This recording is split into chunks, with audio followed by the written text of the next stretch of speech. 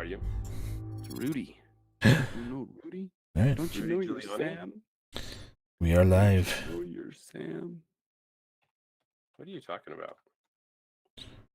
Just get on the Eagles, Mike. That's all you had to do is just get on the Eagles. Get on the Eagles. Fly, you fools. Yeah, we're good to go, Steven. We're live right now. I so. have been waiting for you. I told you we were live. I told you. Welcome to the weekly episode of the Freelancer Codex podcast. Your host, Steven, co-host Mike, Devin, and JD are all set. Join us and tweet your questions at Freelancer Codex. Find us on Facebook at Freelancer Codex, or send emails to freelancercodex@gmail.com. Strap into your javelins and let's drop in.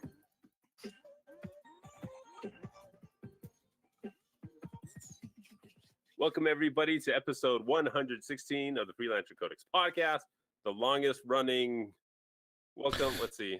I guess we should have talked about this before we started. I mean, we tried. You wouldn't listen. Mike and I tried to talk to you about this, but you wouldn't listen.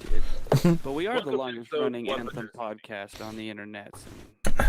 And we'll just be changing a little bit what we do. We won't be focusing on Anthem 100% like we were doing before. We know that currently Anthem 1.0 is currently on maintenance.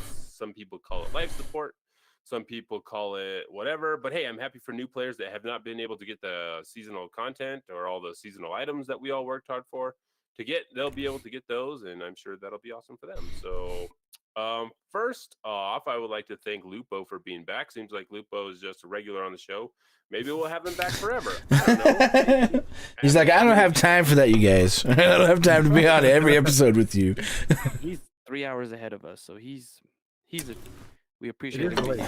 It is late. And pretty soon it's going to be early, so Whatever. Lupo, we appreciate him being on. It's always fun to talk to you. your streaming schedule is like takes you up to late hours every day. I don't know how you do it. Is it just at this point your body is just used to like sleeping Yeah. in till 2 o'clock? I don't sleep in at all. I wake up every day at like 7:30, so I'm up till 1, 2. Oh, that'd be nice. 7:30. Waking up at 7:30. That would be amazing. A regiment of Red Bull. No, only coffee, man. Only coffee. Pop rocks and Red Bull. Cotton candy. You can't say that on the air. Oh, I've said it. Dang it. Rusted, thanks for hanging out with us in chat. So this is episode 116. We're here to talk about, we'll talk about a couple of Anthem things and a lot of other stuff that we've been excited for. A lot of announcements going on with, despite the coronavirus making everyone leave all the shows that they're going to, we still have a lot to talk about. But first off, Devin, your kids are seeing glowing bugs in the middle of the night in your house? Like, is that Oh, no. happening? That was a good time. No, my son woke me up at like 3 a.m. and he's like, there's a bug on my wall. It's glowing. It's like, what are you talking about? So I go in there, and all it is because the walls are textured, and it was just a reflection from the Christmas lights in his room on a textured part of the wall. And he just wasn't looking close enough. He's like, it's right there. See it? I was like, that's the wall. Oh. You still have Christmas lights up? Yeah, they like Christmas lights. So instead of having a nightlight, that's their nightlight. So I like don't it. judge. Sounds good. I just assumed it was like a quest item. You know, quest items in every video game glow. So it's like, oh, you're supposed to collect this mini bug. get it. Yeah. So real quick, we are actually sponsored by Laughly, and Devin, you're going to hit us up with this Laughly ad read so we can hopefully more people that are working out can get the sweet Laughly merch. Laughleet. You want me to talk about Laughleet? All right, I guess I can do I that. mean, you can. Open the Unless you document. don't want to, then you All don't right. have to. So I have it right here. So Laughleet is a new clothing brand for athletes with a sense of humor. That's me. I'm obviously an athlete, as you can tell. Yeah. I am a strong man, so we got to eat a lot of food. But I skip the workouts. That's the problem. I think that's the main problem. Eating a lot of food but not working out. That's a problem. So it says whether you're a lifelong gym rat, obviously not me, or you're just starting the New Year's resolution to get healthy, Laughleet wants you to sport your sense of humor whenever and wherever you exercise. Head on over to laughleet.com and check out dozens of hilarious designs like their Ben Swallow t-shirt or their Kerm Ripped the Frog tank top. Steven, what shirt do you have? It's the Kerm Rip the Frog tank top. I see. What shirt do I have? Soft and very smooth. I don't have any either. Somehow Steven ends up with all the loot. But that is weird. It might have been because I bought it. Oh, I see. Okay, I see. Good idea.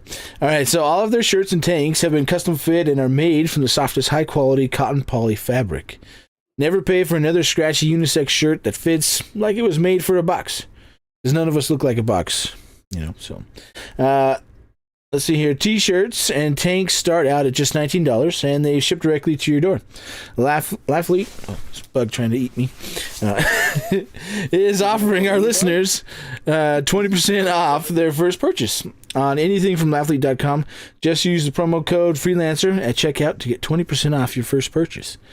Again, that's laughleet.com, LAUGHLETE.com, laughleet.com. Yeah, so everyone head over there, use the promo code, get 20% off, and go get your run. I think in our Discord, a lot of our community members have been participating in our Freelancer Fitness Challenge. I've been doing that. I've finally been getting back out on a regular routine and running. That's been helping me a lot. I actually feel a lot better about myself. I just need to keep it up, and hopefully it's always easy for me when something happens, like you get sick or you have to go away for work, that you just kind of lose all that momentum. So keep the momentum going. So yeah, Lupa, what do you do to work out? I mean, you've got a streaming schedule, you've got kids. How does someone? I don't. I work. I have a pretty physical job, so that's my the extent of my working out. But I diet pretty extensively. Not like nothing crazy. Like I don't like do any sort of particular diet plan, but I realized I was spending a lot of time sitting down. So I was like, you know what? I have to really focus on this and not eat chips and garbage all the time. So I eat salad and smart things, so that's what I do. Very cool, man. So I lost 70 pounds last year. That was pretty cool. Holy cow! God. Congratulations. Just dieting? Yeah, just dieting. Oh so God. you're saying I should drink water instead of soda? Is that what you're saying? Yeah. Dang it! And coffee. Right. Well, I don't drink coffee, so. I mean, you can do the diet sodas, Devin. No sugar, no caffeine.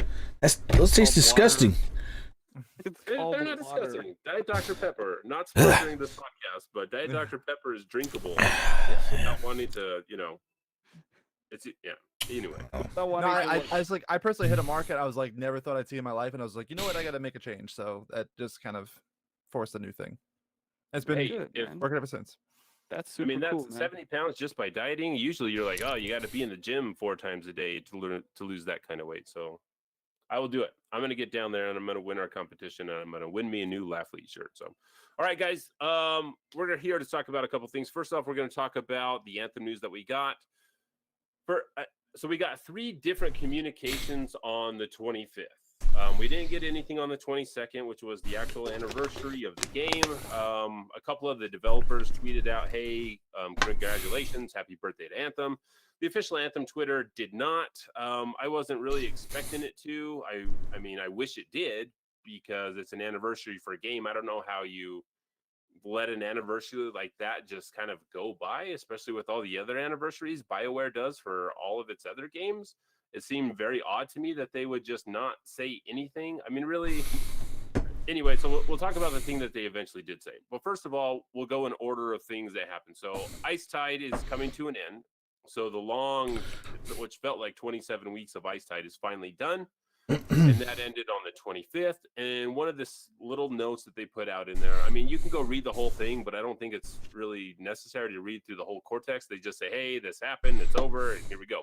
But the thing that they did say that has value for us to talk about is this. They say, from here on out, we're going to be a bit quieter, which in itself is kind of a funny sentence.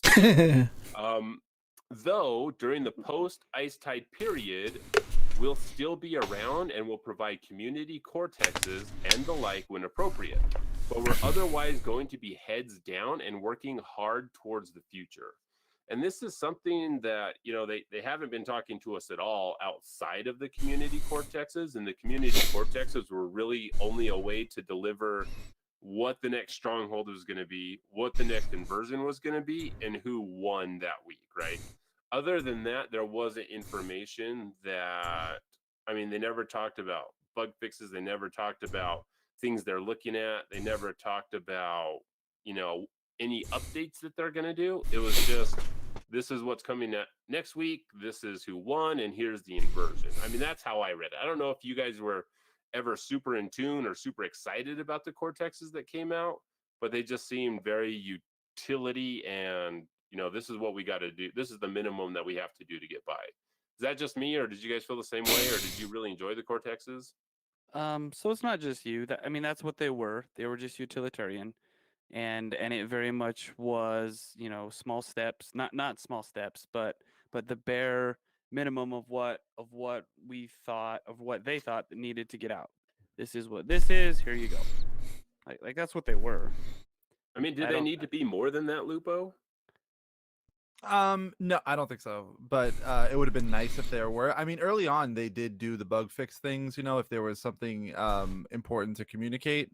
Like, you know, this is something we're looking at right now.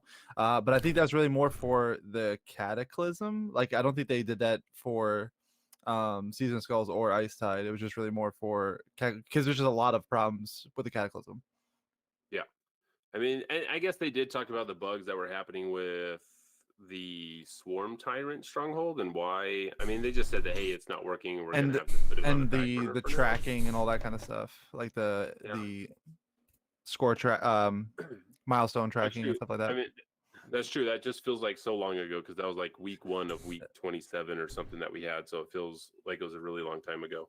So yeah, so that was the end of Ice Tides, and hey, we'll see you later. We're going to start focusing. We're going to keep focusing on T 2.0, and you're not going to hear much, which is fine. I mean, more power to the people that are going to be grinding out the Cataclysm and the strongholds. Good luck to you all. I will not be doing that with you. I can't do it again. So then, also on the 25th, we received an anniversary update from the team. Devin, or Mike, do you want to read through the anniversary communication that we received? You can just do the highlights. You don't have to do like the Q&A that they had at the end unless you want to. Of course. It's time to celebrate a full year of adventure, combat, and exploration in the beautiful but dangerous world of Anthem. We'd like to thank all the brave freelancers who dare to journey beyond the walls and face a myriad of dangers, from the Monitor to the Gravity King. You suited up and joined the fight, selflessly protecting the people of Bastion. Courage like yours deserves a reward. That's why, from now through March 24th, 2020, you will be able to claim 4 exclusive empowered vinyls, 1 for each javelin type. In addition, we're including a brand new material, painted metallic flake. All 5 are yours starting today. No unlocks necessary. So I was able to jump in and actually take a look at this. When I first saw it in my forge, I'm like, ooh, how did I get this? Did I complete something? Because I didn't read the message before, but now this is making a lot of sense on why I have all this stuff. So it was just in the forge then? You didn't have to go to your rewards to redeem it? It was just there? It was just there. It was just in the forge ready to go. So I didn't even look in the forge. I was trying to redeem it from somewhere. That's why I was like, I can't find this anywhere. Where is it? So yeah, so that's in the forge. The painted metallic flake is in the forge. It's fun to play with. It's a neat. Obviously, I play Ranger, and so the one for the Ranger is cool. It makes him look all gold. So I tried, building a kind of like a gold paint scheme around that, and it's fun to do. It's cool. It's cool looking. It has some neat things, and so go and claim them. They're fun ways to, like Steve likes to say, to paint your digital doll and play with it, have fun. They're cool. It's something, right? Like, it's something. Silver lining. Yeah, I think it's good. Steven's had to step away for a second. You're seeing the Baldur's Gate trailer behind him. Baldur's Gate 3 trailer, in case you're wondering. Something really gross is about to happen in this trailer that is continuously playing if you're watching live stream. But yeah, no, I think it was good. I think at least it was something fun for people, Would I like a wooden javelin skin? Absolutely. But maybe maybe 2.0. You never know. Well, I'm gonna hold out hope. we're not holding our breath, but you know, Nope, Evan, now failed. that you know why you got it and where to get it, you can play with it and Yep, I can equip it jump on in. some of your stuff, right? And then I believe they're also asking us to deck out our javelins in those vinyls and then take pictures and post them on the page. So on the So I think the Anthem Twitter. So if you feel like it, go for it. I Yeah, I first mean, off, it is what it is. So like cool, thanks. Appreciate it.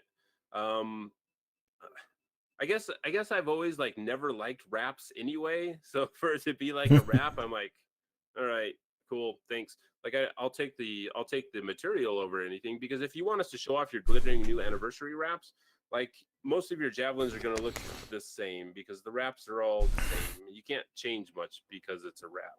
So I don't know. Maybe it's because I just have a lot of baggage when it comes to them, like ignoring the anniversary, and then me just like not expecting much from the anniversary. Like, cool, I'm glad that people will get this if they log in. You know, go enjoy the wraps. Wraps are super expensive in the store, so you can't get a lot of them unless you unlock them. I am very indifferent and not excited about the anniversary wraps that we got. I mean, that's just how I feel. I wish I was more excited. I mean, like we Mass wish you were Effect more got excited too, but I'm just kidding. Mass Effect got 4 unique suits of armor. I mean, like, and this is the game. Like, this is Anthem. Like, I get that Mass Effect has a huge following, and it has huge story and huge, like that's a lot of what BioWare is known for, is for Mass Effect. So it makes sense for them to do something like that.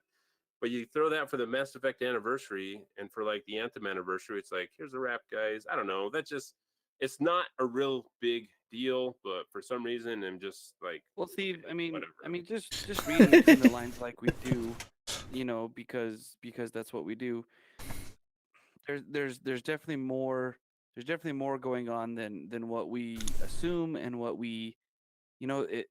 If they're giving us a wrap, it's probably the best that they've got, and we're gonna take it and we're gonna be grateful because it's cool. It's something. But I get your point too. I mean, I guess I don't No, know. and It is what it is.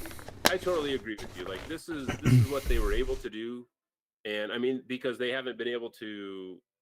Yeah, this is what they were able to do, and this is what it is, and Yeah. cool. I'm excited for everyone that likes to use wraps. I think you need to roll for persuasion. See. I like specific wraps. So like we got one in the Cataclysm and I use it on my Ranger. But it's more like a badge of honor, Right. than anything else. It's completely like understand, yeah. I did this thing, and it just looked really well with like what I was working with at the time. So it, like, I put it on and I was like, all right, this kind of speaks to me right now. I'm going to deck out everything else to make it look cohesive. But yeah, no, you're right. Like some of like, so the beta wraps are kind of weird. The Titan wrap was kind of weird, so I get 100%, like, and then it's just really tough to match or make work, you know. A lot of asymmetry with some of those wraps were really frustrating, and I'm just being nitpicky because we're talking about it. But Right. I would like more consistent, cooler wraps. Like I license things. I don't care. License some product to get that into the game. Just have fun with it. So one of the things that I think we talked about when we were doing our speculations way before, it'd be awesome if Anthem had a Forza style content community creators piece where people can make their own wraps, and then put them on for people to look and download. Very, very much Forza-esque. I mean, because you go in to go paint your cars in Forza and you can pick anything. They give you shapes. They give you some decals that are licensed. You can throw a Mountain Dew sticker or whatever on your car. Stuff like that. I think would be awesome in Anthem to be able to do, because then people can really, make something super unique. Because like you said, if everybody has this wrap, when everyone's super, no one will be, kind of thing. So, just a thought, just an idea. Hopefully 2.0 maybe. It could happen. Yeah, I like the idea of having, being able to customize that stuff more, especially with the wraps, because the wraps cover, most of the time they cover everything. So there's very little customization outside of what armor you're actually wearing. All right. So happy anniversary to all you Anthem players. Congratulations. There's still a ton of people coming in and playing the game for the first time because they're finding the game on discount. So they'll have access to a lot of the stuff that we're going to have in patch 1.7.0. All right. So all of this stuff from 1.7.0 is subject to change. So as they say, as we explore content and listen to community feedback, all of this will be subject to change. All right. So they've added challenges. So there's 6 concurrent active daily challenges that rotate regularly through these categories. So there's contracts, the legendary contracts, there's world events, where you have to go do like 3 world events or whatever. They added time trials to it.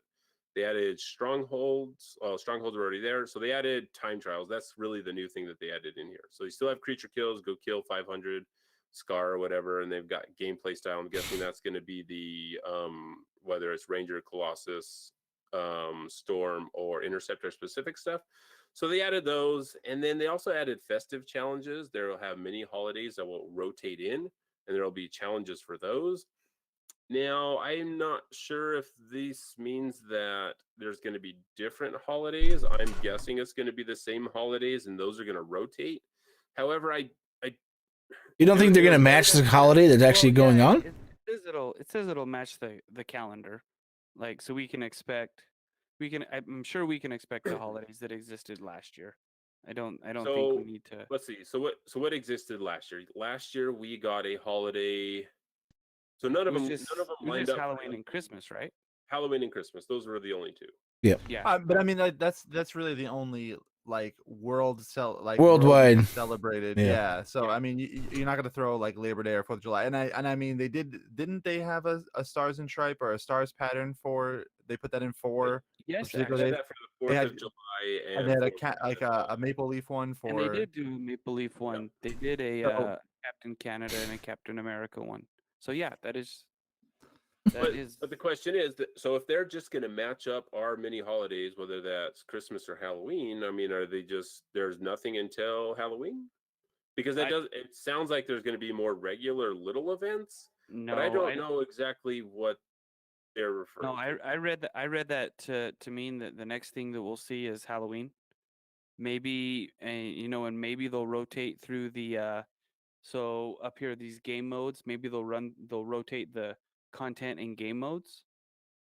But then the holiday events will just show up at Christmas and Halloween.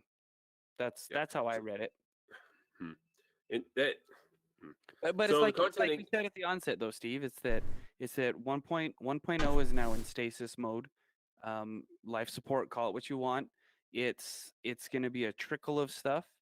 You can come in and you can work on Champion of Tarsus. You can come in and do your cataclysms when they show up if you want to do that. But I think like unfortunately what we are all thinking in our heads is true is that 1.0 is what we're going to get. What we have now and what we have experienced is it. There's going to be nothing new. There's going to be nothing and I don't want to say nothing spectacular because we've praised the game for looking the way it does and the holidays look the way they do and they're cool and they draw you in when they show up but unfortunately like they said 2.0 is what they're working on. Their heads are down, their mouths are quiet. What we have is it.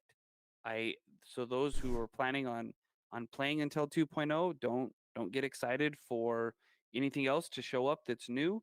You've played all the content before, just get ready to play it on a rotation. And that's what they've given us and that's what they've told us and that's what it is. Yep. So the content and game modes that will be cycling in and out. So we'll have the Cataclysm Conjunction, we'll have the Cataclysm Nexus, Season of Skull Nexus, Ice Tide Time Trials, Ice Tide Weekly Strongholds, and then the Legendary Crafting. So that'll be the Tomb of the Legionnaires. So, and then also, let's see, then they'll have rotating weekly gameplay modes with the Sunken Cell, the Heart of Rage, the Tyrant Mine, and the Temple of Scar, and then the Cataclysm come in and out. And then the inversions will be rotating in and out. They'll mix those up. Hopefully they'll have a bigger variety of what comes in and what comes out of there. So you'll be able to earn a coin, you'll be able to earn crystals, you'll be able to spend that at any time. And they did say that they're going to talk more about the little holidays, because they say that holiday events will run from 1 week to like 4 weeks at the max. So I don't know if they'll just be like moving those in to me, it sounds like there's going to be different cadence other than Halloween and Christmas, but we won't know anything until they talk about that. And then they also talked until they do it. We won't Until know they anything release until they do it. There's because there's no it's talking show about don't tell. So it's Yeah, show but don't tell. like I don't think they want to commit to anything particular now. And then if like they're ahead of schedule or something like that, and they can do a little tiny thing, just like update the world state, and just add something, add some things here and there. So basically, like if you take Ice Tide, and instead of having all the wreaths out, you can put something else there. I don't know how those things work. I'm not a developer, but right. if it's something they could throw in at low time investment, then I'm sure that's something they would like to do, just to appease the fans as time goes on. Yep. So, and then they have a bunch of bug fixes. So let's see, what's the word I'm looking for? So we're not going to cover all the bug fixes. I know that we might get yelled at for not covering all the bug fixes and improvements, but I guess it doesn't. I don't know if I care that there's been bug fixes if there's nothing to play. I mean, it shows they're still working on the game, right? Trying to improve it, which is good. But like, they've already told us the majority of their focus, the team is moving over to 2.0 and going to really focus on that. And so I don't know how many people are actually working on it to get us from where we are now to 2.0 for minor updates and those kind of things. Maybe they have, I don't know, skeleton crew of 4 or 5 people working on it still, or I don't know. Or it could be like Diablo 3, where there's only one guy who puts out the seasonal content that makes all the stuff per season, and everybody else is working on Diablo 4. Who knows? So Lupo, with all this news, what does it do for your Monday dedicated Anthem stream? I mean, does this change that up at all, or are you still on the grind for Champion of Tarsus? I mean, does this have any effect on it's that? really definitely if I was to say that it didn't, I'd be lying. It's something that I talked about a lot. Like even on the road to launch, there was a long lull of nothing. Even like, so you have launch, you have you're starting a show or whatever like that, and you have a lot of excitement doing that. But when you don't hear a lot of things, you start getting like, what am I gonna do? I have to produce something. So is it gonna last? Like, I think I'm gonna take this week off. Like I did so much Anthem for the last several weeks, doing all Ice Tide, and Season of Skulls was like not too far before that. So it's been a lot of content. Pretty much the same content week over week. So taking the break now is gonna be a good thing. But jumping back into work on, like you said, those long term goals that are really, really tough. Like 150,000 points for Champion Tarsus is unbelievable. To get those masterwork blueprints. It really depends. Like if people like don't care, don't want to talk about it, then you gotta move on. Like content needs to be created, and if there's nobody consuming, then it's not worth creating at that point. So, pensive optimism, Yeah, I like that. And I'm glad, because I've been pretty down on everything that's been announced over the last couple of weeks. So it's good to have some optimism. Mike tries to keep me pretty positive, but sometimes it's hard. Mike, you finished your Ice Tide progress? Were you able to finish that before the reset? So right before they announced that they were giving us 4 weeks. So let's the timetable. Oh yeah, that's right. So right before they gave us a 4-week extension, I was on pace to finishing, I think, the day before it was supposed to end. I did all the math, had to do X amount of cataclysm, X amount of strongholds a day, X amount of coolant harvests a day. So I was close.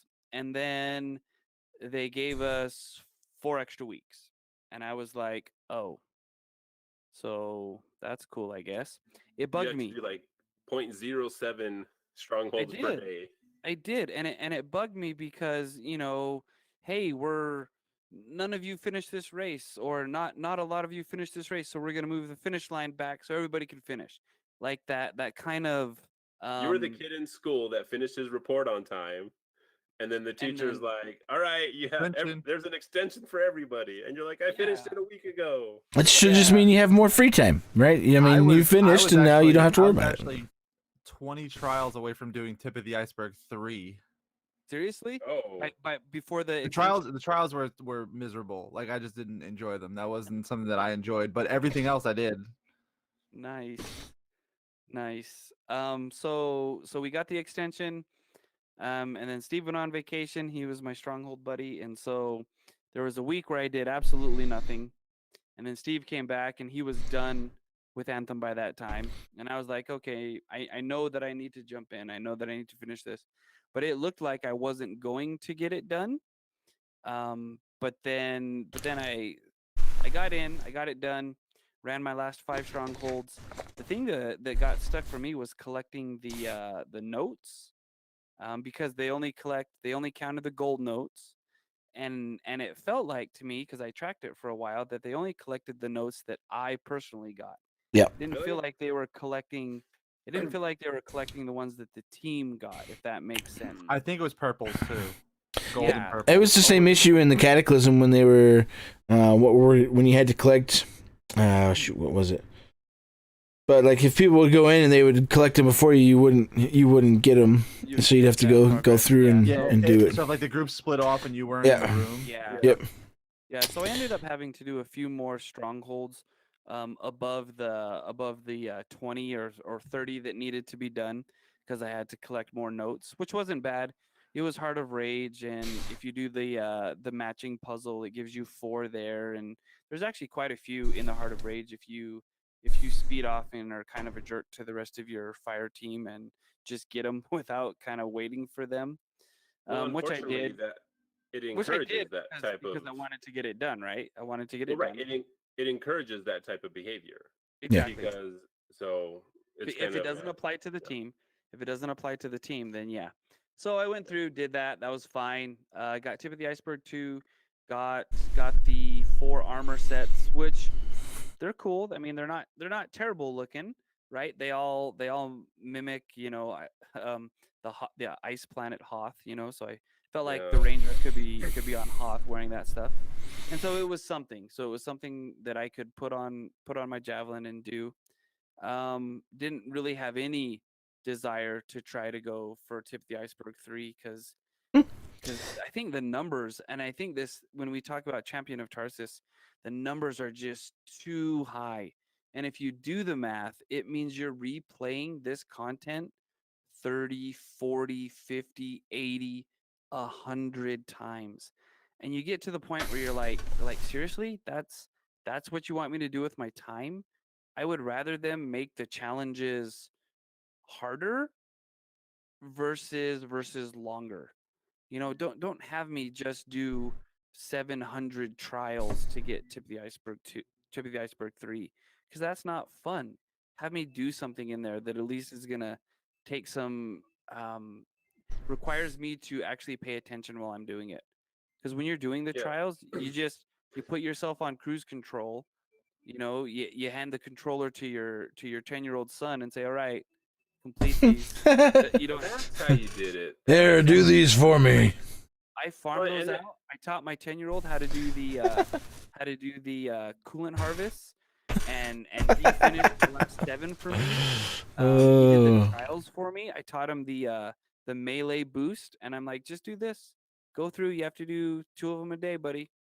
I was super close to teaching him how to do the strongholds so that he could. I mean, you might as those well for at me. that point. I mean, I why should not? have.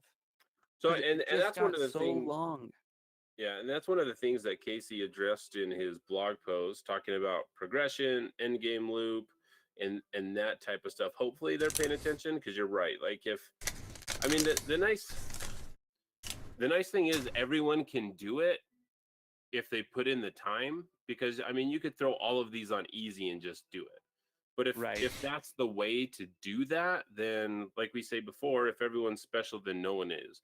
Exactly. Like, there is a reason why hard mode raids in Destiny were like, hey, you get in there, you do it, you put in the time, you get good, and you get the rewards, right? There's a reason there's a draw to that type of content. Because if anyone could get it, then who cares? Like, I spent, 700. I spent 80 hours doing this on easy. It also split up people, right? So I couldn't play some raids with people. Yeah, it's like other games use like really dramatic descriptive words to like make their end game content seem harder. Like Final Fantasy 14, their raids, like the harder version are called Savage. Like Yeah. that's intimidating. You know, like Destiny's heroic, heroic difficulty level things. And Anthem is just like, are you gonna do this on a little bit harder? Like Grandmaster was intimidating at first, and then once you get through it a bunch of times, it doesn't feel that way anymore. And Yeah. like, don't get me wrong, they did like extend the gaps between the 1, 2, and 3, but even that, like I would think that you just that's a whole different conversation. Yeah, But because all rewards were equal on GM3 or easy. yeah, Right. And that's the difference between that and, those other games. Your tier sets you achieve them at higher things. So, Mike, I'm glad that you got it. Devin, I know that you were like, nope, not going to do it, not interested. Yeah, no, I mean, I played during Icetide. The funniest thing for me about Icetide is really the media outlets and them freaking out because the Christmas lights were still up in Anthem, and they're like, oh, the Christmas decorations are still up, and it's like, it's in the Icetide event, idiots. And it's like, it's a winter event. There's a reason the decorations are still up. It's not because they were too lazy to take them down. It's part of the winter event. But so many of the big outlets would report on it. Like, there was an article just yesterday. They're like, oh, Anthem finally took down their Christmas decorations. It's like, slap you.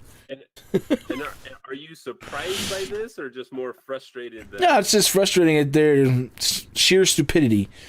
And obviously that they haven't even played or even know why the decorations are still there. And that's what counts for media. I mean, it's just it's the same thing as mainstream media reporting anything nowadays anyways. They don't care whether it's factual or not. They're just looking for a click. So, Well, and they're looking to be first. It doesn't have to be true. Just let us be the first ones to say it. Yeah. It's frustrating, but I mean, the stuff that I played, it was fun. I wasn't like concerned about completing any of the objectives.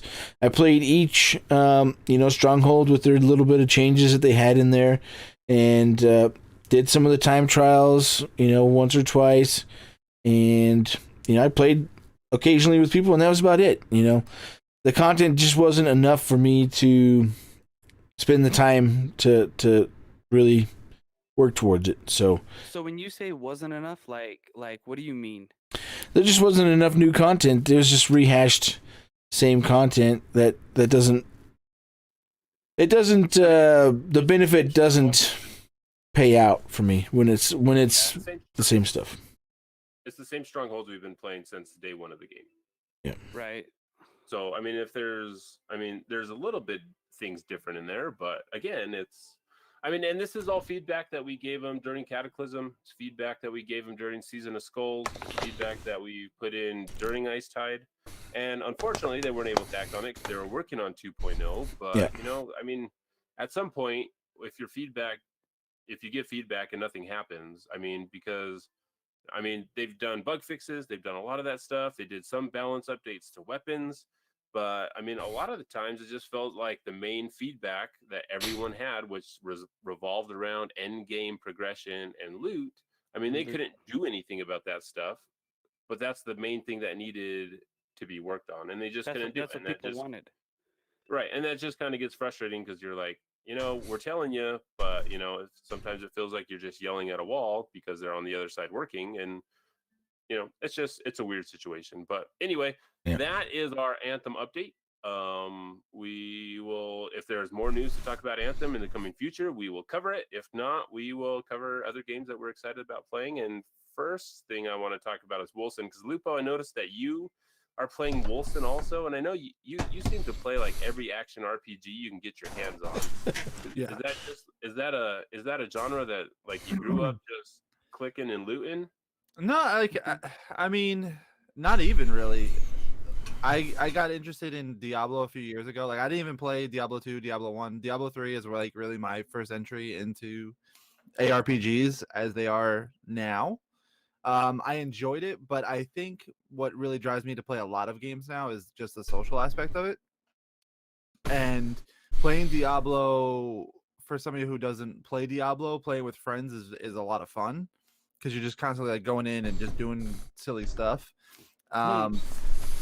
but I did play a lot of Path of Exile for this most recent season. And then Wolcen, I saw somebody playing it a few months ago, and I added to my Steam, and then all of a sudden they're like, all right, we're getting ready for launch, and it became like this big thing that a lot of people were very interested in because the game looks incredible. Like it's built with CryEngine, which It's a beautiful looking game. Yeah.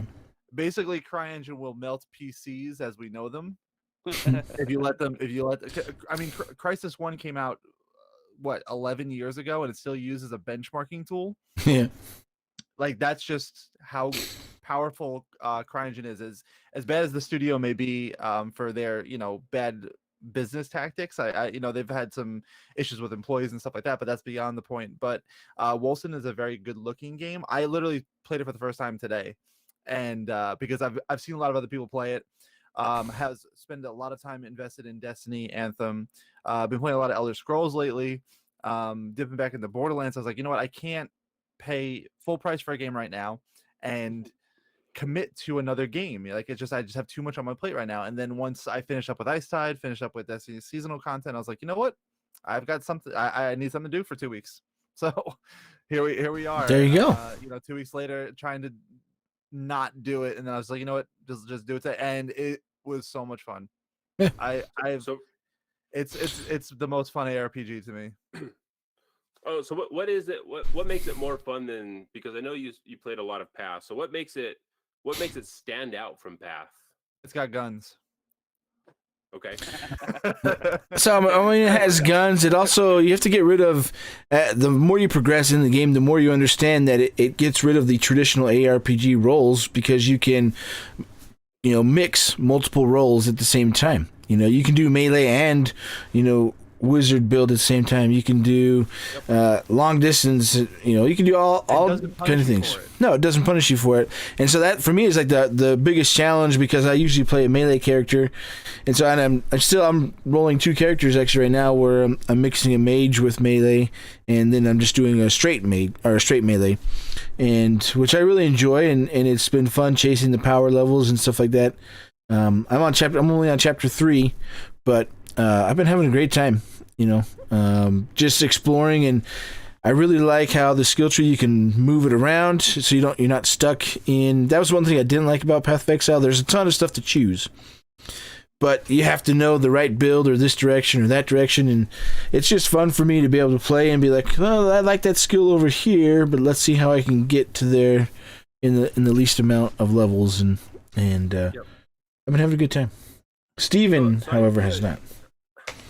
I put 6 hours into the game, and I think the aesthetic of the game is super cool. Like, I love the 40K, Warhammer look, where you've got, giant skulls, spikes on everything. Like, looking at the armies as you're walking past them in the first tutorial part, it's just like super cool set pieces in the game. But once I get down to start playing the game, it just feels like there's a lot of polish that the game still needs. For sure. A lot of things that it's lacking. Like, I get super frustrated because I can't click on the stupid bats or the stupid rats to attack them. I mean, it's a bug, so dang small. And so it's little things like that keep me from enjoying the game as much as I want to, because it always feels like, okay, this is a really good action RPG, but it doesn't really set itself apart for me, apart from, this feels really good and it's fun. But in the back of my head, I'm like, I could just be playing Diablo 3, a game that I. Well, I think that's because you haven't put enough time into it to see the levels and the different abilities that you can mix and match that really differentiate it from Diablo. And I will definitely go in and put more time in it, but for my 6 hours, that's just the feeling. That's my initial impression, right? That it's like, it's good, but I don't know what sets Wolcen apart from Diablo, from Path, other than guns. But I mean, crossbows are guns, right? Like Demon Hunter in Diablo has guns, essentially. But I'm waiting for that moment to be like, okay, this is why Wolcen is above these other games in this aspect. Yeah. Otherwise, I could just go play Diablo 3. So I'm not quite there yet. Yeah. I want to be there because I think it's cool. I think in the first part where you turn into this giant angel thing, I think that's super cool. I'm like, okay, this is what I'm all about. This is awesome.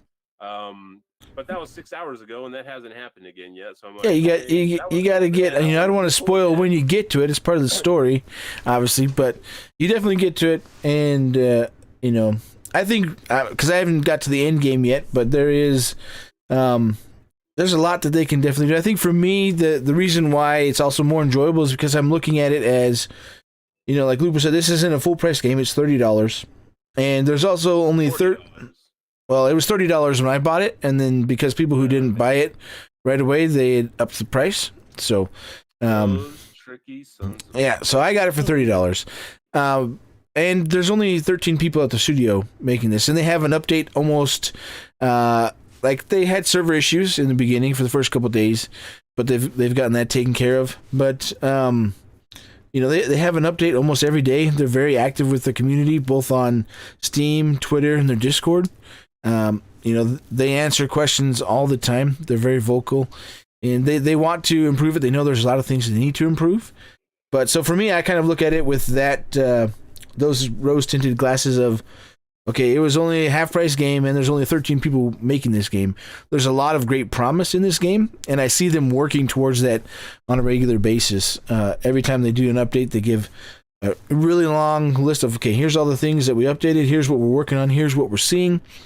Are you guys having any other issues? Let us know, tell us, and they're working on it. And so I think for me, it's enjoyable to play. I also, like, the story is not too, you know, that's not why I'm playing the game, you know.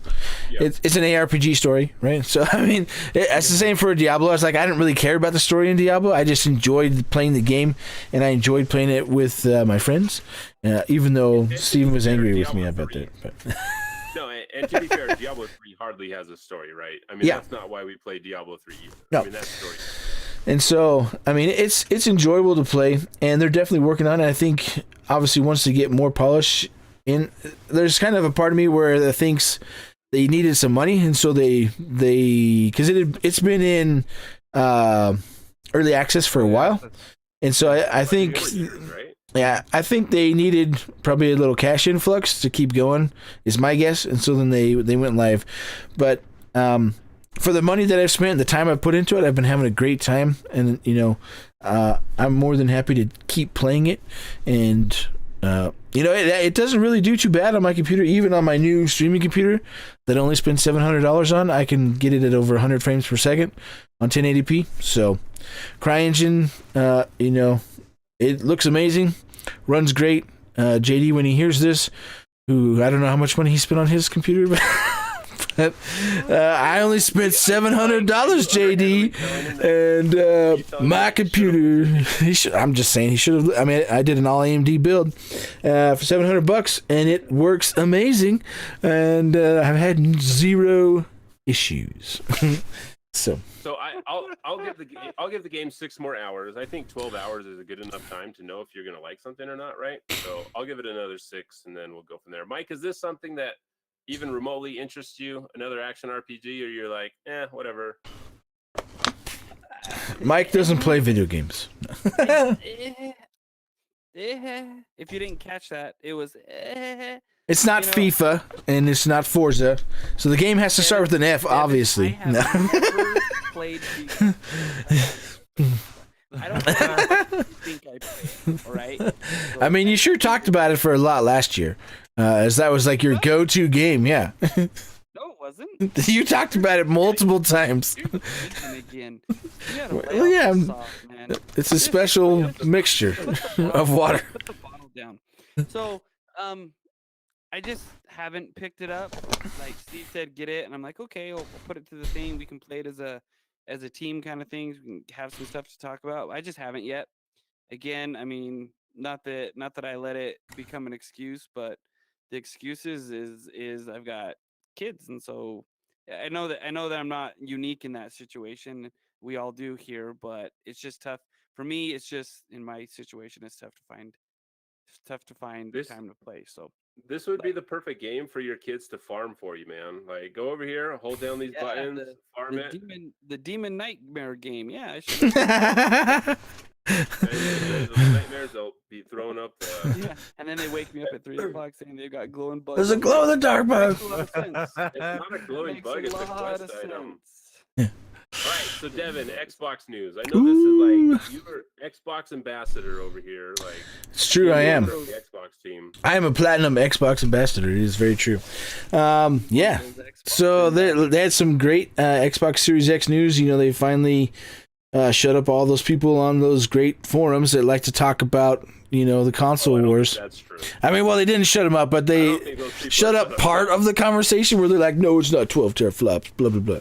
But so anyways, yeah, so it is on paper, it's the same GPU power level of a 2080 Super, right? A SOC 2080 Super in this console. And yeah, that's going to be interesting to see. But they confirmed it's next gen, so RDNA 2, right? So it's not Navi Lite or Navi as they have right now. So it's 7 nanometer EUV. It's their next version of stuff that's coming out. So the big thing people are talking about is PlayStation's rumored to be using the first gen of Navi, and Xbox is using the bleeding edge technology that's coming out this year for the new AMD cards. So it'll be interesting to see. I know my Xbox friends are really excited about it. It's got the solid state drive in there. They have a lot of technology in there. Their DirectX ray tracing. I mean, even if you're using NVIDIA cards, they're using the DirectX ray tracing. That's what creates the ray tracing. You know, it's not something that NVIDIA came up with. It's Microsoft's software for that. So I think it'll really be interesting to see, because in both next-gen consoles are doing ray tracing, and you know, it's rumored to be a lot of cores on this next Xbox. Still rumors. Sony hasn't really put a lot of information out there, but current rumors keep it at like 9.2 teraflops versus 12. So I don't know. It's interesting. People talk a lot on the forums. We'll see how it actually goes. But so a 2080 Super is $700. Is that right? If I am mistaken, no, it's about $700 on Best Buy for a 2080 Super. Yep. So what do you think price point wise for this thing? I mean, there's no way they can go more than $500, right? yeah, so unless this is like, hey, this is the premium, this is $600, and you can buy the regular Yeah. Xbox Series X, So Maverick or whatever it's called. yeah, what the other rumors are is the other one that's supposed to be basically replacing the Xbox One X. It's supposed to be you know, whatever they call it, the Lockhart or whatever, you know, the cheaper version, right? So rumors have the basic strategy that Microsoft is doing is they're building the premium device, which is the Xbox Series X, and then they're also building a cheaper console, you know, that's going to undercut the price of Sony's console. So whether Sony comes in at $400 or $500, I mean, I don't think they're going to try and sell the Series X at $600, but I don't know. There's a lot of technology in there, and if it really is, you know, I mean, they have new technology, so that also costs money, but I don't know. They're also using it in their servers, so maybe they were able to negotiate more of a deal because they're using it in more than just their Xbox, but it'll be interesting. So like the price wars this go around will be pretty interesting, because I think they're all waiting to who's going to announce first. Because I don't think Microsoft wants to be in that position ever again. Not for the price anyways. Microsoft has continually been announcing more and more information about their Xbox, and you know, so I think they're just like poking Sony to be like, "Hey, we're going to keep talking about it. Are you going to say anything?" Yeah, no, I mean, he's just like, "Yeah, we'll talk about it whenever." Yeah, I mean, it's going to be interesting. For a long time, it was going back and forth, who's more powerful, and then one side says power. When you don't have power, power's not important, and then when you do have power, you know, power's the only thing. Yeah, so it's just people arguing over plastic, and I used to be a big part of that. You know, if I had time, I would love to have a PlayStation, but I just don't have time to play their exclusive games. Can we see your console wars scars of 2013? Like all the scars that you were in, and calluses from the keyboard where you were. Lupo, I have a dumb question for you. Sure. When we talk about power in consoles, Like everyone's like, oh, ours is the most powerful, ours is the most powerful. But the majority of games that people are playing, like Fortnite, Minecraft, they don't require that amount of power. So why do we battle over power all the time? If Well, I mean, most Fortnite's a successful unique games are situation like- because like Fortnite, they're using a lot of like their own proprietary tech to make sure that game runs absolutely smooth wherever you play it. I've seen Xbox Fortnite look better than PC Fortnite depending on how people have their settings done. But I play a lot of Destiny. Destiny is literally pushing the fold of where consoles can go right now. Mm. And playing on a console is absolutely horrendous. I have the Xbox One X. Yeah. I have the Xbox One X, and it's a terrible experience when you're getting things too many things. If there's too many things on the screen, the game is dropping to 15 frames. Forget that's loading just stuff too. Oh my gosh, loading into the maps or you anything. need an It's SSD. just, You can't play on console without an SSD. I don't know how people do. I mean, that's what I played on like 2 or 3 weekends ago when I was playing with my friends, and I was like, "All right, you call me when it's loaded."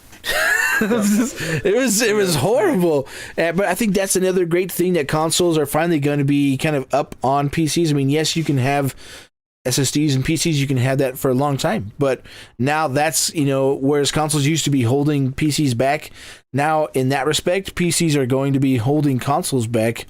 And same with this current gen of consoles, they're going to hold games back for a couple years until a solid state drive becomes a requirement for the game, even on PC. If they're still making games and they're like, oh well, you have a regular hard drive, so we can't load the stuff as fast, or they have to make 2 different versions of that game, one that's going to take advantage of your solid state drive and one that's not. Or they can do the Star Citizen where it's like you pretty much can't play this game without a solid state drive. So well, Or there you was pretty much- there was a lot of conversation I saw over the last couple of days about how PlayStation technology will now utilize certain aspects, like you can pick and choose what loads or what doesn't load, and I think that's just inefficient. Yeah. Having the entire thing on your SSD, because most recent reports said that PlayStation 5 is only gonna be 500 gigs, and I mean, Yeah. like that's how they're cutting costs. the So. average game now is 100 gigs. Yeah, Call Red- of Duty is downloading like 80 gigs like every time they do a patch. Red update. Dead Redemption 2 is 105 gigs or something. Yeah, like it's that. like 106. all or of my something. all of my Destiny stuff is like over 100 gigs, 120 gigs Mhm. if you count all the expansions and stuff. It's incredible how much space a game takes up now. And to say you're gonna have a 500 gig hard drive on, or storage on a console is not gonna work. Yeah, well, they had a report of they're having issues with the cost of their parts, right? And it was like adding up to be like $450 just for the parts. That doesn't include shipping or the box, manufacturing, all that stuff, and so whereas like with the PlayStation 4, they sold it for $400, and their cost to build it was like $389 or something like that. So they still had money in there, so they weren't losing a lot, but.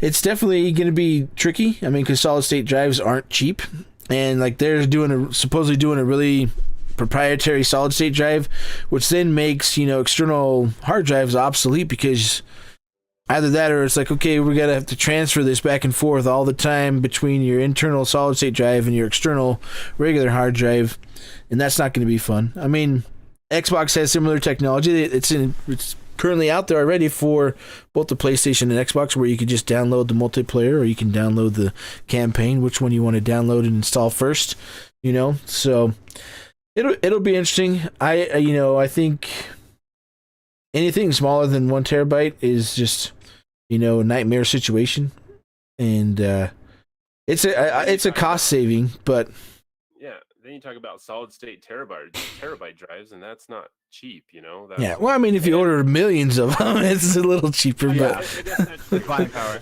and part I it's part of it. cannot order millions. Yeah. But like exactly, I was talking about Epic Games before, and like the Epic Game Store is as successful as it is, and people are switching over because they are gaining so much back by having that partnership. So they're getting free development tools by putting their games on there, and bigger cuts of the game share that's being sold. So Microsoft is doing the same. It has to be doing the same thing to be able to cut costs on the Series X, buying more and offering services, because I'm sure they're using Microsoft services to run whatever it is they're trying to do. Yeah. Windows, so they don't ever have to pay for AMD never has to pay for a license to use Windows. That's Yep. how those types of partnerships work. I mean, they've talked. If you just look at how they talk about their partnerships and what they say, the words, the CEO from AMD says, like, their deep partnership with Microsoft versus, we've worked with Sony to build this stuff. I mean, there's obviously a difference in buying power for a company like Sony versus a company like Microsoft with everything that they can add into the deal. So I mean, it's definitely going to be interesting. Sony's not going to E3 again, so when they'll announce it, we don't know. When they're going to show off the box. It's definitely going to be interesting. I think it's going to be a lot different than last gen. I mean, Microsoft stumbled out the gate, and I think Sony right now is being mum on everything. And right now it's about what kind of games you're making, and Microsoft has bought a whole bunch of studios, and they have more studios that they're supposedly buying. So. And it's really about if your factories are even running because of the coronavirus. That's the other thing. China. So potentially that does have the potential to push this generation from this holiday into next year. Yeah. Depending on what happens with the coronavirus, and that could also affect if there even is an E3 at all this year. I mean, a lot of people are pulling out of GDC right now. Like tons of companies didn't even show up to PAX, and that's happening right now.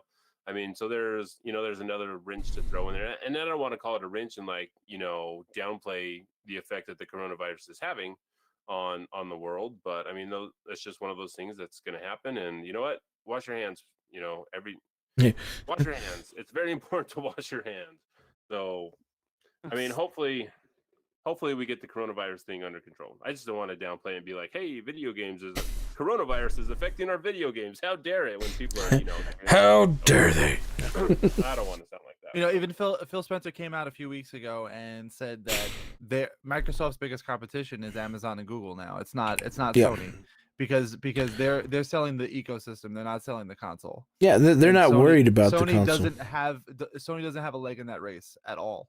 No, I mean, well, and they also switched over to using Azure servers. So I mean, these three companies, Google, Amazon, and Microsoft have invested billions upon billions into this cloud ecosystem and infrastructure, and so that really is the competition. They're not saying that they're not discounting Sony and everything that they're doing and what they can bring to that, but they're just looking on a different scale and a different magnitude of, we're not worried about selling you the box because people are like, oh, well, you can just play play your games on a PC. Yep, and then you can also play it on your phone. You can play it on a tablet. And so I mean, obviously those things are improving, and that's another way, because they understand that reaching 2 billion people, whether it's on their phone, tablet, computer, or the small, maybe 200 million people that buy consoles, that's a whole different ball game right there. 200 million versus 2 billion is just a ridiculous change in reach and scope. So, and we also have to, we can't count out Sony yet, because the sheer power of their first party titles have won them this generation for the last 7 years, right? Mm-hmm. And the amount of PlayStations that they have in the wild, I mean, that's huge, and that's ground that Microsoft is either, and maybe, and like you said, Phil's been like, we don't care that much, because hey, if you can play Halo on a PlayStation 4 or a PlayStation 5, then we win also, right? Yeah. I mean, if they're selling units, then does it really matter if it's on the PlayStation? No. If more people are playing it, then who cares? Because then you're in your ecosystem. I mean, it's the Netflixification of this. Yeah. But It's not that Sony would ever allow that currently, because they're I don't know. anti-consumer. Sony's like, if Sony's like, hey, we're still going to get money from this, and people want to play Halo. We're seeing things like the rumors of Horizon Zero Dawn coming to PC. Death Stranding came to PC. I think they're starting to make moves. They just might be a little bit slower and a little bit less vocal than Microsoft is, because Microsoft has a lot of goodwill to make up. Yeah. And Microsoft has the right person in charge right now. Like, I think everyone in the industry loves Phil Spencer, so I mean, he's the right guy to lead people into the future. I think whether that's on a console or whether that's you're signed up as your gamer tag and that's all that really matters in the future, I think it'll be really interesting. So. Oh, one thing I wanted to talk about, the smart delivery that they're all talking about here. It says the technology empowers you to buy a game once and know that whether you're playing it on the Xbox One or the Xbox Series X, you're getting the right version of that game on whatever Xbox you're playing on. We're making the commitment to use smart delivery on all of our exclusive Xbox Game Studio titles, including Halo Infinite, ensuring you only have to purchase a title once in order to play the best available version for whichever Xbox console you chose to play with. The technology is available for all developers and publishers, and they can choose to use it for titles that will be released on Xbox One first and come to the Xbox Series X later. So CD Projekt Red came out and said, hey, Cyberpunk is going to utilize this. If you want to buy Cyberpunk and play it on the Xbox One X, and then whenever you get an Xbox Series X, you'll be able to upgrade that for free. So this is something that we kind of talked about them doing with Anthem when Anthem goes through their 2.0 release, whatever that looks like. If you purchased Anthem previously, you might just automatically get the upgrade for the Series X if they decide to do that. But I think that this is something that well, I think I won't have to buy the game. Yeah. No, so Nintendo style.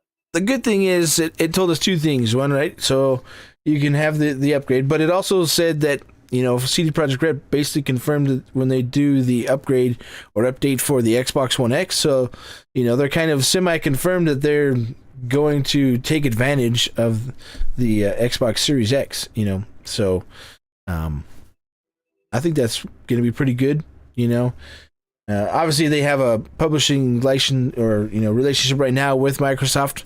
I'm guessing they have all the marketing rights, so they're going to come out and do those kind of things, and Microsoft will probably give them a little more money or whatever. But I mean, the big thing around that is if Sony doesn't do that, they're like, oh well, now Sony has to do that for this huge game, because if they don't, then what? So. But Sony could also say, well, it's up to CD Projekt Red, so if they're not doing it, that's their choice, type of thing. But yeah, I guess it's true. I don't know. I'm sure Sony will make the right choices. I have confidence in Sony. I know you hate them, Devin. I know you want them to. I don't hate them. I want to play their exclusive games. I just don't want to buy another box. And yeah, I mean, I would love to play Horizon on my PC. I'm not really concerned about playing Death Stranding. I mean, that comes out later this year, but I don't really have time for a walking simulator. But people enjoyed it. It's the same thing. People enjoyed it, and so that's cool. I mean, I originally bought a PlayStation 4 when it came out. I mean, I've owned every console generation of a PlayStation. It's just not my main console, and I was just like, all right, I don't have time for it. The reason I sold my PlayStation 4 was because of their choice to not include the ultra high def Blu-ray, right? So they still don't have that in the PlayStation 4, and so I swapped out so I could play my 4K videos and everything on my TV. So with an Xbox One S that has that. So all right, so real quick, we'll talk about this last thing since we're talking late, and Lupo's probably ready to go to bed here or start streaming again. I'm not sure. So, Baldur's Gate 3, right? Larian Studios, they're currently yeah. 2. This is like your computer RPG as computer RPG gets. Baldur's Gate was originally developed by, who is that? BioWare? Did BioWare do Baldur's Gate 1 or Baldur's Gate 2? Oh. I should find this out really quick. Lupo said both. All right, I'll trust Lupo. So they showed off today their first gameplay reveal and their opening cinematic for Baldur's Gate. So good. Lupo, I don't know if you are a Baldur's Gate fan or a computer RPG fan. I know you're into like the social aspect of games. So where does something like this fall on your radar? Is this like a must play, or there's not enough multiplayer in the world to get you to play this game? It's a tough call. Like, it doesn't look like the gameplay style that I would really be interested in. I think it's the perfect time to release this game because of the popularity of D&D right now in general, because of where Stranger Things brought it, and I think they're really trying to capitalize on that, and I don't think that's a bad thing. It's just you're pulling on a lot of on a lot of heartstrings and nostalgia for a lot of people, and it's just not there for me personally. So, and I think this is interesting because I normally did not enjoy or even I was never into this level of RPG until Devin and I were like, hey, let's play through Divinity Original Sin 2 as a co-op game. And I think that's what really changed for me. And we're still doing it. Single player would be you can feel like it's a slog, right? But for some reason, doing this in 1 hour chunks, being like, hey, we have to play it together. We can't play it separately. There's the level of commitment and investment, I guess, in the game that's really taken it to a whole new level for me that I did not expect. And seeing Baldur's Gate 3 release, based on D&D 5e, and that's the edition that we've been playing our D&D campaign in. It's okay, this is like you said, this is the perfect time, and I cannot be more excited for Baldur's Gate 3. I think it definitely takes my top spot of anything that I'm excited for right now. And I don't know if I just want to play the game. It's I want to get in there. I want to go through the story. I want to figure out what's going on. I want it now. I just do. I want it now. I hope I don't have to get a Stadia account in order to play this game first. No, it's on Steam. No, we know it is coming to early release, and I'm excited for it. So Mike, you're committed to wake up with us at 4:30 in the morning to do a run through of this game, right? I mean, that's something that you're committed to do. I am so committed to that. I have never been more committed to anything in my life. Yeah, so Steven and I, we wake up at 4 in the morning and we play from 4:30 to 5:30 of Divinity Original Sin 2. And we have been doing this, I think we're at almost 60 hours now. So that's 60 days. We're hoping to finish the campaign by May. And when we before early release. Yeah, I mean, we have to finish it before early release. And but it is crazy because before last year, if you said to me that you'd be enjoying a turn-based combat game, I would just laugh at you and call you stupid, because that to me was the worst type of game in my life, and I could not stand those type of games. But we played Return of the King, and it was turn based for the King. That's what it was. I was Return of the King. What was that? No, I was that doesn't sound great. But we played For the King, and I had a really great time. And that's actually completely changed my mind on turn based combat. And it's really all about strategy, and it's really about especially in Divinity Original Sin, it's about quick save all the time. And okay, we F this up. Load the quick save. And it was a lot of fun, and it has been a lot of fun. It's definitely different, and I'm really excited. I like the D&D aspects that they've put in there. Again, another thing that I never really put a lot of time into, but now I'm playing multiple campaigns and have more on the horizon, and I'm excited for it. It's not my top game, but I'm definitely excited for it. It'd be an interesting game to try and stream, because it is very slow and methodical, and there's not hey, there's a ton of action going on here. So I mean, you could ask the community, okay, what do we want to do for these choices? Oh, yeah, I mean, that's how you would stream that game. You would let the community choose. Just murder everybody for the first half of the game. Now we want you to be really good stealth. Don't kill anybody.